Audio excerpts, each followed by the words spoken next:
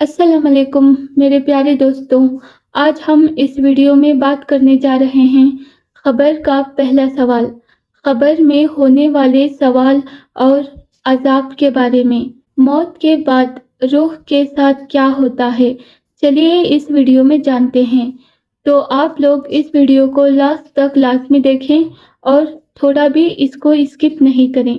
اللہ تعالیٰ قرآن میں فرماتا ہے، موت کی سختی حق کے ساتھ آ جاتی ہے، یہی وہ چیز ہے جس سے تم بھاگتے تھے۔ جب موت کا وقت آتا ہے، آنکھوں کی روشنی دھیرے دھیرے کم ہونے لگتی ہے، سانس بھاری ہو جاتی ہے۔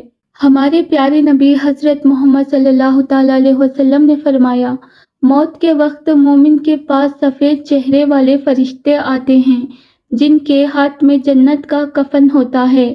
وہ کہتے ہیں، اے پاک روح، اللہ کی مغفرت اور رضا کی طرف نکل آ، اور روح ایسے نکلتی ہے جیسے پانی مسک سے نکلتا ہے۔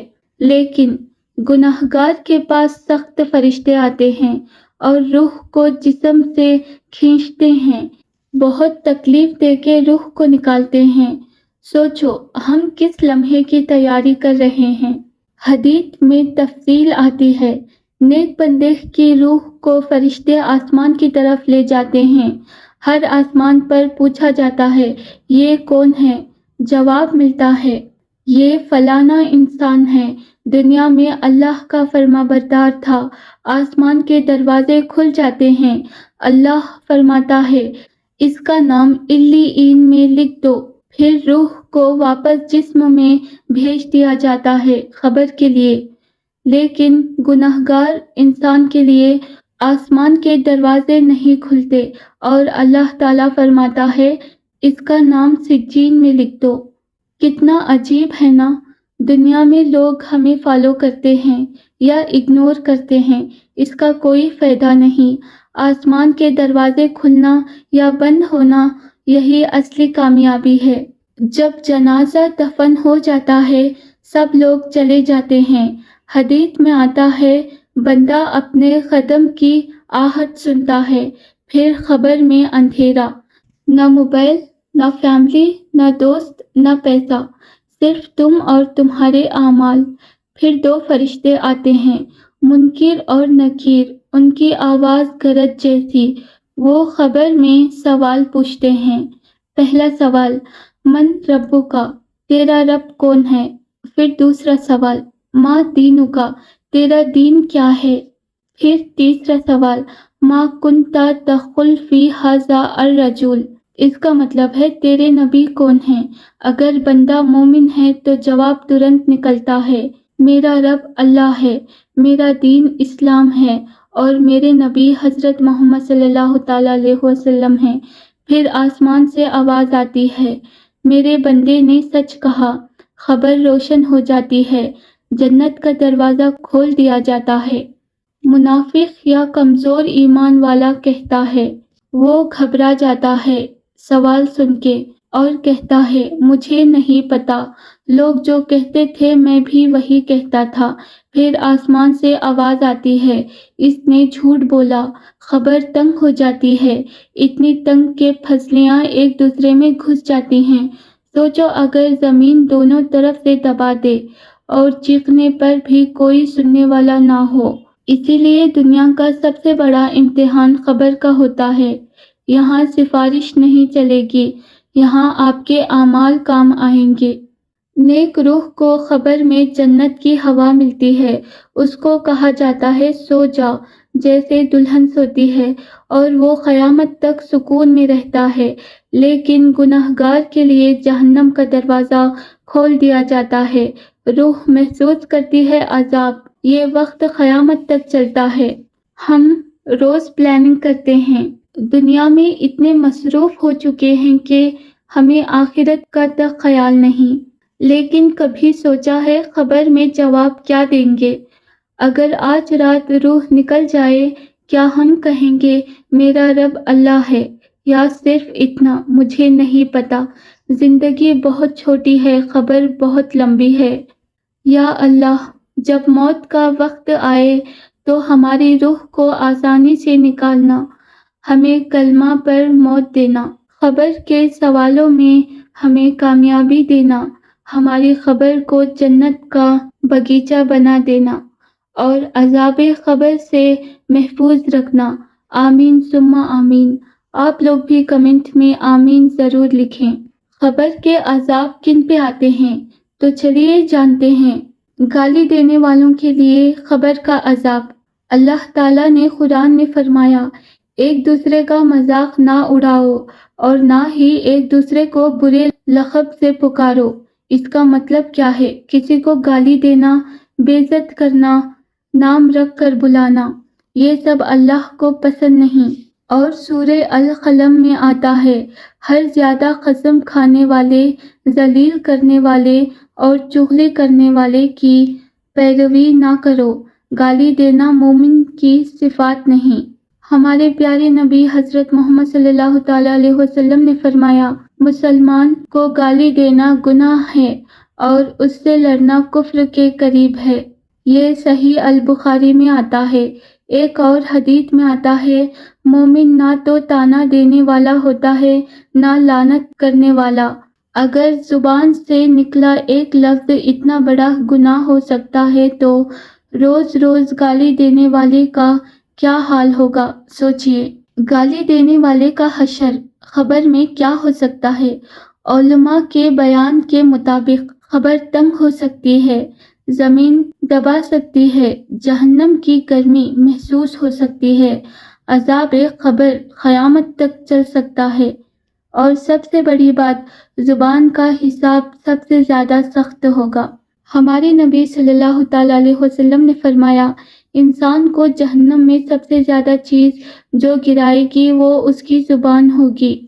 تو آپ لوگوں میں سے کوئی ایسا ہوگا جو ہر بات پہ صرف گالی دیتا ہے، تو وہ انسان آج سے ہی توبہ کر لے، چاہے وہ گالی آپ مذاق میں کیوں نہ دیں۔ ماں باپ کا نافرمان، والدین کی نافرمانی کرنے والے کے لیے سخت عذاب۔ سورہ الاسراء میں آتا ہے، اپنے ماں باپ کو اف تک نہ کہو۔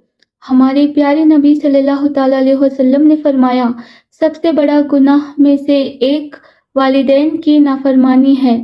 خبر کا عذاب، دعا قبول ہونے میں رکاوٹ ہوگی، خبر میں تنگی اور سختی ہوگی، آخرت میں سخت حساب لیا جائے گا۔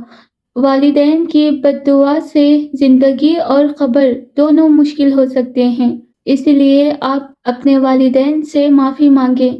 یتیم کا حق کھانے والا، سورہ النساء میں آتا ہے، جو لوگ یتیموں کا مال ظلم سے کھاتے ہیں وہ اپنے پیٹ میں آگ بھرتے ہیں۔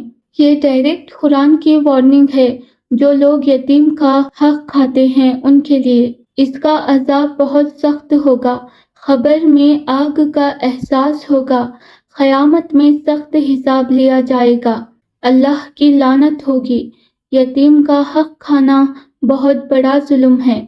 اللہ کا نافرمان، کھلی نافرمانی کرنے والا، سورہ طٰہٰ میں آتا ہے، جو میرے ذکر سے منہ پھیرے گا اس کی زندگی تنگ ہوگی، جو اللہ کا نافرمان ہوگا اس کے لیے عذاب، دنیا میں بے چینی، قبر میں اندھیرا، آخرت میں سختی۔ اللہ کی نافرمانی کرتے رہنا اور توبہ نہ کرنا قبر کی سختی کا سبب بن سکتا ہے۔ غیبت کرنے والے، اللہ تعالیٰ قرآن میں فرماتا ہے، کیا تم اپنے مردہ بھائی کا گوشت کھانا پسند کرو گے؟ ہمارے پیارے نبی صلی اللہ تعالیٰ علیہ وسلم نے فرمایا، اسراء والمعراج کے واقعے میں دیکھا کچھ لوگ اپنے چہرے نوچ رہے تھے، بتایا گیا کہ یہ غیبت کرنے والے تھے۔ سوچئے ان کا عذاب کیسا ہوگا۔